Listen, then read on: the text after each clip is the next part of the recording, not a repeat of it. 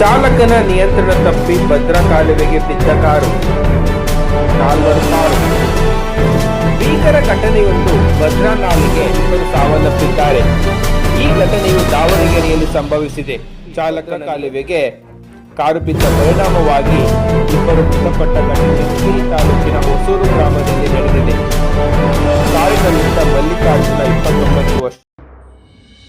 ಚಾಲಕನ ನಿಯಂತ್ರಣ ತಪ್ಪಿ ಭದ್ರಾ ಕಾಲುವೆಗೆ ಬಿದ್ದ ಕಾರು, ಇಬ್ಬರು ಜಲಸಮಾಧಿ, 4 ಪಾರು. ಭೀಕರ ಘಟನೆಯೊಂದು ಭದ್ರಾ ನಾಲೆಗೆ ಕಾರು ಬಿದ್ದು ಇಬ್ಬರು ಸಾವನ್ನಪ್ಪಿದ್ದಾರೆ. ಈ ಘಟನೆಯು ದಾವಣಗೆರೆಯಲ್ಲಿ ಸಂಭವಿಸಿದೆ. ಚಾಲಕನ ನಿಯಂತ್ರಣ ತಪ್ಪಿ ಭದ್ರಾ ಕಾಲುವೆಗೆ ಕಾರು ಬಿದ್ದ ಪರಿಣಾಮವಾಗಿ ಇಬ್ಬರು ಮೃತಪಟ್ಟ ಘಟನೆಯು ದಾವಣಗೆರೆ ಜಿಲ್ಲೆಯ ಚನ್ನಗಿರಿ ತಾಲೂಕಿನ ಹೊಸೂರು ಗ್ರಾಮದಲ್ಲಿ ನಡೆದಿದೆ.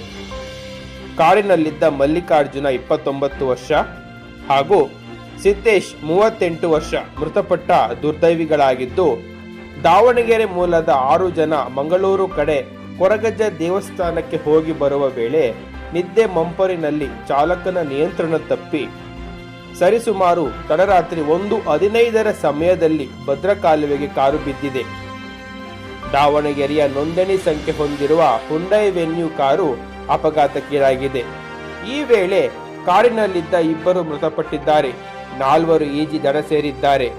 ಘಟನಾ ಸ್ಥಳಕ್ಕೆ ಪೊಲೀಸರು ಹಾಗೂ ಅಗ್ನಿಶಾಮಕ ದಳದವರು ಹಾಜರಿದ್ದರು. ಒಬ್ಬರ ಮೃತದೇಹ ಪತ್ತೆಯಾಗಿದ್ದು, ಇನ್ನೊಬ್ಬರ ಮೃತದೇಹ ಶೋಧ ಕಾರ್ಯ ನಡೆಸುತ್ತಿದ್ದಾರೆ. ಘಟನಾ ಸ್ಥಳಕ್ಕೆ ಸಂತೆಬೆನ್ನೂರು ಠಾಣೆ ಪೊಲೀಸರು ಭೇಟಿ ನೀಡಿ ಪರಿಶೀಲನೆ ನಡೆಸಿದ್ದಾರೆ.